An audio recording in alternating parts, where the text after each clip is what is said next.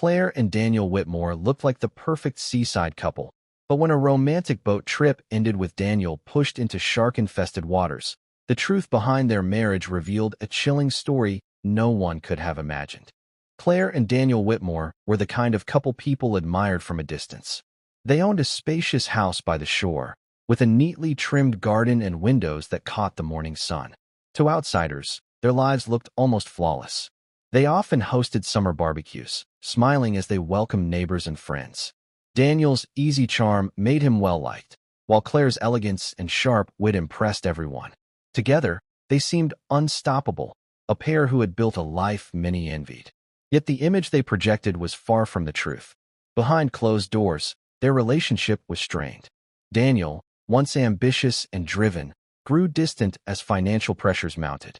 Their family business, which once provided stability, had begun to decline. Claire worried constantly about the future, and her resentment toward Daniel grew stronger with each passing day. She felt trapped, tied to a man she no longer trusted to provide or protect her. His late nights, unexplained absences, and reckless spending only fueled her suspicions and frustrations. The more their lives unraveled, the better they became at pretending. At parties, they held hands and laughed on cue, while at home, silence filled the rooms like a heavy fog. Claire carefully calculated each move she made in public, determined that no one would ever see the truth. Daniel, meanwhile, distracted himself with hobbies and friends, avoiding the crumbling foundation of their marriage. Their seaside home, once a place of warmth, had become a cage. Claire looked out at the endless ocean each morning, imagining freedom and the possibility of starting over. The waves that lapped against the shore seemed to whisper promises of escape, planting thoughts that soon turned darker. The world saw a perfect couple, but Claire began to see only opportunity hidden in tragedy. The boat trip was planned under the guise of romance. Claire suggested it as a way to celebrate their anniversary, insisting that time on the water would help them reconnect. Daniel, unaware of her true intentions, agreed, perhaps hoping the ocean might wash away the tension that had built between them.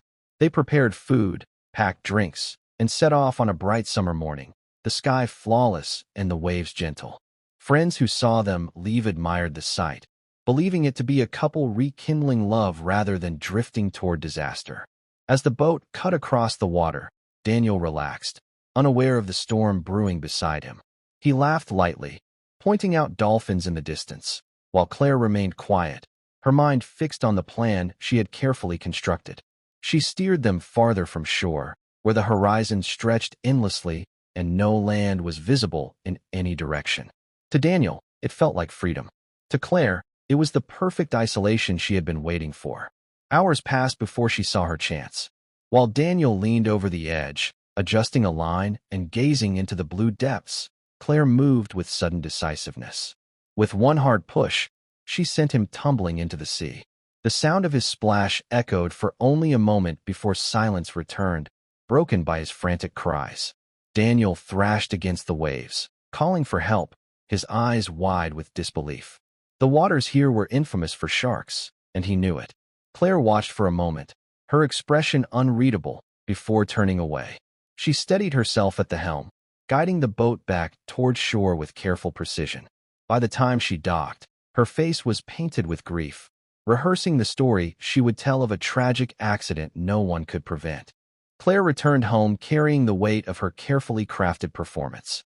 To the outside world, she was a woman shattered by sudden loss, her husband claimed by the unforgiving sea. Her voice trembled as she recounted how Daniel had slipped and fallen, how she tried to reach him but could not fight the current. The story, delivered with tears and shaking hands, drew sympathy instantly. Friends surrounded her, offering food, comfort, and endless reassurances that none of it was her fault. The town mourned alongside her. Neighbors placed flowers on her porch, and the local church organized a service in Daniel's honor. Claire played her role flawlessly, her black dress and red-rimmed eyes convincing even the most skeptical of onlookers. At night, she sat alone with the curtains drawn, pretending to drown in sorrow. Yet beneath the surface of her performance, there was a quiet satisfaction. For the first time in months, she felt a sense of control. Authorities accepted her version of events without hesitation. The area where Daniel disappeared was notorious for shark activity, and accidents at sea were not uncommon. A brief investigation confirmed her account, and the case was closed swiftly. No body was recovered, which only reinforced the assumption of a fatal encounter beneath the waves. With paperwork signed and questions silenced, Claire stepped into her new identity as a widow. The inheritance came soon after. Insurance payouts and ownership of their assets gave Claire financial freedom, a prize she had imagined many times. To everyone around her, she was simply a grieving wife enduring an unimaginable tragedy. No one saw the calculation in her eyes or the relief she felt each time condolences were whispered. Claire believed the sea had buried her secret forever, leaving her untouchable in her carefully woven lie. The church was filled with somber faces, the air heavy with the sound of soft weeping and rustling programs. Mourners gathered to pay their respects, dressed in dark colors that reflected the weight of the occasion.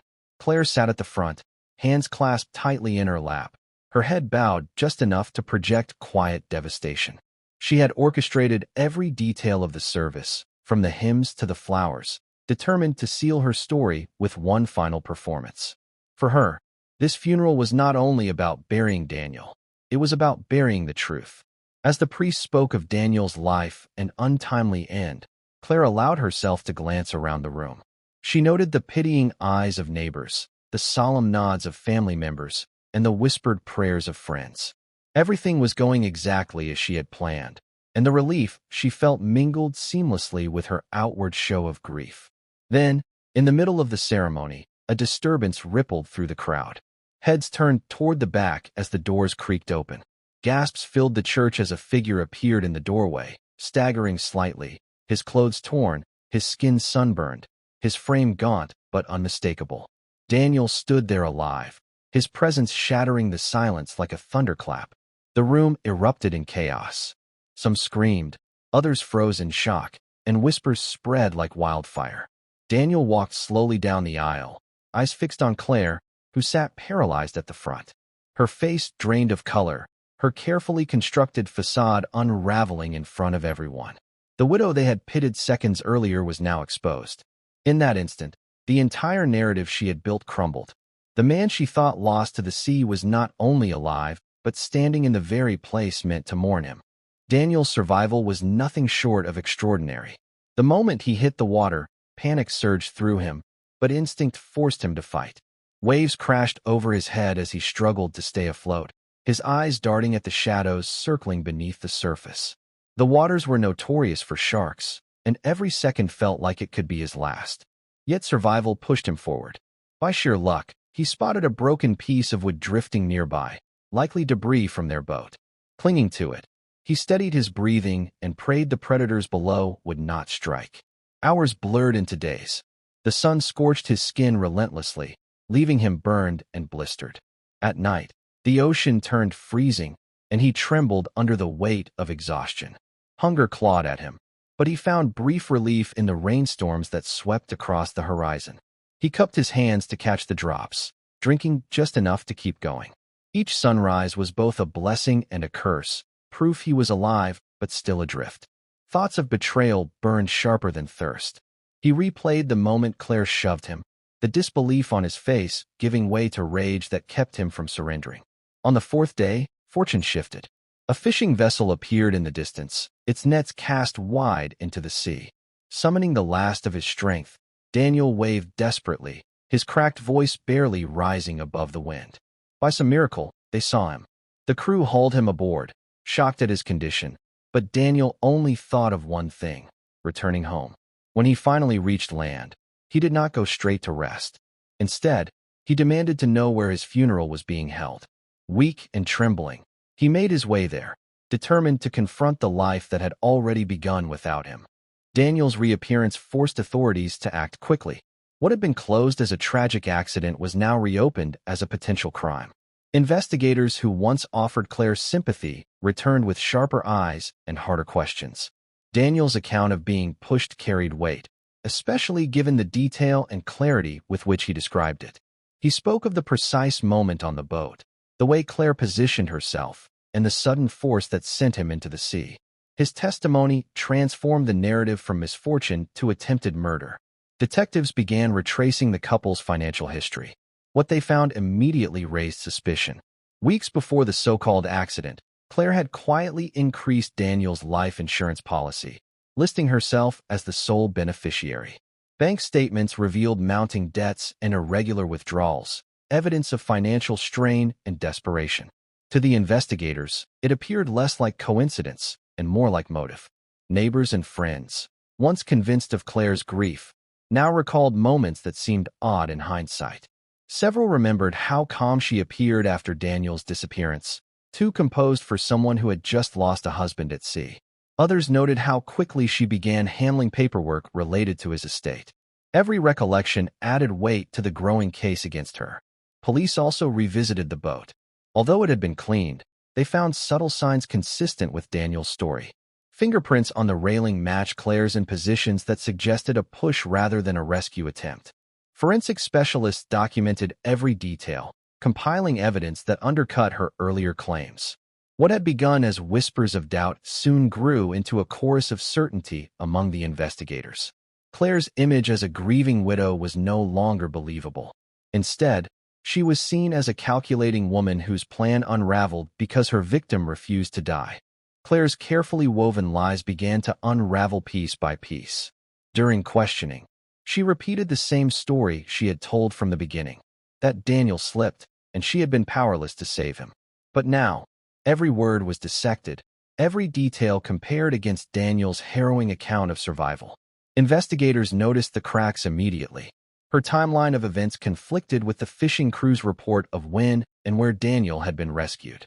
The inconsistencies grew louder with each retelling. The more Claire tried to defend herself, the more entangled she became. Detectives pressed her about the life insurance policy, asking why she increased it so dramatically weeks before the accident. Her response was vague, claiming it was a precaution, but her hesitation betrayed her confidence. When shown bank records of her quick movement to access funds after Daniel's presumed death, she had no convincing answer. Physical evidence also worked against her. The placement of her fingerprints on the boat's railing aligned perfectly with Daniel's claim of being shoved. Experts explained how her grip matched the angle of force used in a push rather than any attempt to rescue. Faced with this, Claire grew agitated, her once calm and composed demeanor giving way to frustration.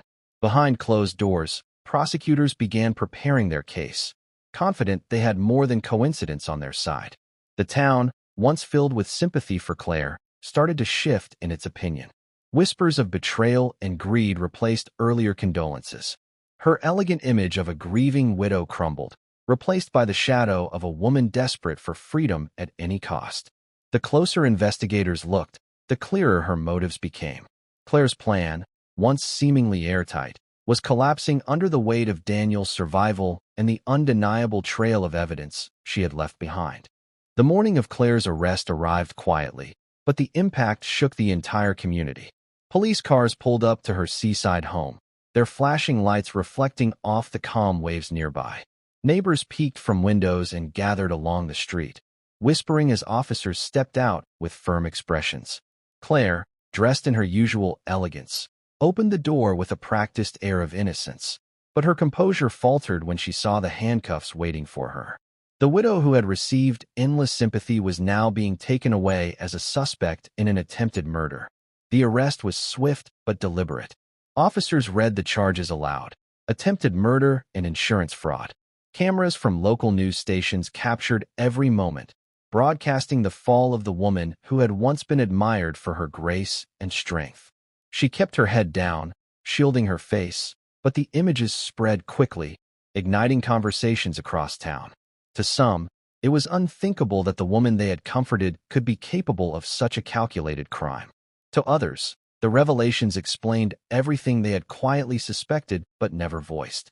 Daniel watched the news of her arrest with mixed emotions. There was vindication in knowing the truth was finally being acknowledged, but also a hollow ache from the betrayal. The woman he had trusted most had not only plotted his death, but nearly succeeded. For the investigators, the arrest marked a turning point. With Claire in custody, they now had the chance to build a complete case in court. The community, once united in mourning, was now united in shock, replaying every detail of the story as though trying to piece together how deception could hide in plain sight. Claire's double life had been exposed, and her freedom was slipping away forever. The courtroom became the stage where every secret and motive was laid bare. Journalists crowded into the benches, their pens racing to capture each revelation, while townspeople who had once pitied Claire now came to watch justice unfold. Prosecutors presented the story with chilling precision. They described how Claire orchestrated the anniversary trip not as a celebration of love, but as a carefully designed opportunity for murder. They outlined how she steered the boat far from shore, chose waters notorious for sharks, and pushed her husband overboard, believing nature would finish what she had started. Daniel's testimony proved to be the trial's centerpiece. Standing before the jury, his voice carried the raw weight of survival. He described the fear of circling shadows beneath the waves, the blistering sun, and the crushing betrayal that fueled his fight to live. His words painted a vivid picture that no jury member could forget. The sight of him alive, bearing scars from his ordeal, made his survival the ultimate evidence against Claire. The defense attempted to counter with claims of an accident. They argued Daniel had misinterpreted events, that his weakened state at sea left him confused. They tried to frame Claire as a devoted wife who had been unfairly accused. But every point crumbled under the weight of evidence. Financial records, fingerprints, inconsistencies in her story, and Daniel's unwavering testimony. The jury watched Claire closely throughout the trial. Once poised and graceful, she now appeared cold and detached, her eyes betraying flashes of anger rather than grief. The contrast between Daniel's sincerity and Claire's unraveling composure left little doubt in their minds. By the end of proceedings, the prosecution had built an unshakable case. The image of a grieving widow was gone, replaced by the undeniable portrait of a woman who plotted to kill her husband. When the verdict was read, the courtroom fell silent. The jury declared Claire guilty of attempted murder and insurance fraud, their decision echoing through the hushed chamber. Daniel closed his eyes, the weight of months of fear and betrayal finally lifting, though the scars of the ordeal would remain with him forever. Claire sat motionless, her once flawless composure reduced to a hollow shell. She showed no tears, only a hard stare that revealed the emptiness beneath her carefully constructed facade. The sentencing was severe. Life in prison, with no chance of parole for decades. The woman who had once walked freely among neighbors, admired for her poise, was now led away in shackles. The community that had pitied her only months earlier now turned its focus to Daniel, seeing him as a living testament to survival and resilience. His story spread far beyond their town, covered by national outlets and true crime enthusiasts fascinated by the bizarre tale of a man attending his own funeral. In the months that followed, Daniel began to rebuild. Though he carried the pain of betrayal, he also embraced the second chance he had been given. He spent time speaking about survival, warning others of the dangers of blind trust, and reminding people that even in the darkest circumstances, the will to live could defy all odds. For the town, the case became a reminder of how appearances could mask hidden truths. Neighbors who once envied Claire's seemingly perfect life now reflected on how little they had truly known her.